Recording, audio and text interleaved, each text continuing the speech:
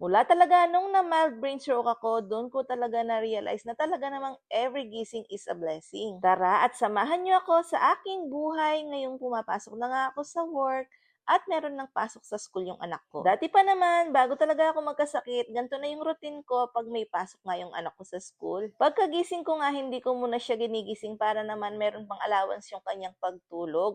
Maliligo muna ako at ipag-iinit ko muna siya ng water bago ko siya ipagising sa papa niya. At para nga maging good yung mood niya, buong araw nilalambing-lambing ko yan pagkagising niya. Pero there are times na pag nagbuisit siya, magbubwisit na rin ako, charis. Yes, mga mi, as you can see, kahit grade 5 na nga yan siya, tinutulungan ko pa rin siyang magbihis dahil gusto ko presentable yung kanyang datingan pagdating sa school. Alam nyo ba, nung na-mild stroke ako at hindi talaga nagpa-function yung kamay at paa ko, mi, ito yung pinaka-worry ko, yung mag-aaral yung anak ko na hindi ko siya mabibihisan, maiipitan.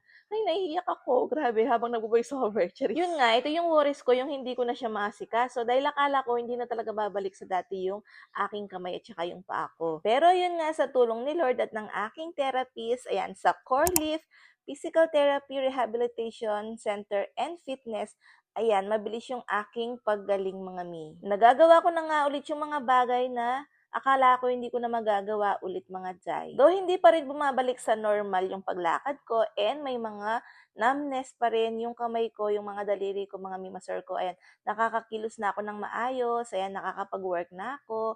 Tulad nga niyan, papunta ako sa work niyan, mga mimasor ko, dahil nga pumapasok na ako 3 times a week. Dahil nga 7:30 yung pasok ng anak ko, sumabay na rin ako, ihahatid kami, dalawa ni Samekla. Ayan, thankful ako sa aking Samekla dahil kahit malayo yung San Fernando, hinahatid niya ako papunta at sinusundo niya ako pag pauwi. Ayan, sana nga one day makayanan ko ng mag-commute dahil nga okay na yung lakad ko, medyo bumibilis na ako, tsaka yung kamay ko. Ayan, pagdating ko sa work, ayan, simple lamang naman yung work namin dito, hindi naman ganun nakakapagod. Ayan, kaya thankful ako kay Lord na merong gantong opportunity na makapagtrabaho ako kahit na PWD na ako ngayon. Grabe, yung karanasan ko nung February nung na-mild stroke ako, hindi ko akalain na makakabalik pa ako sa trabaho, makakilos pa ako ng normal.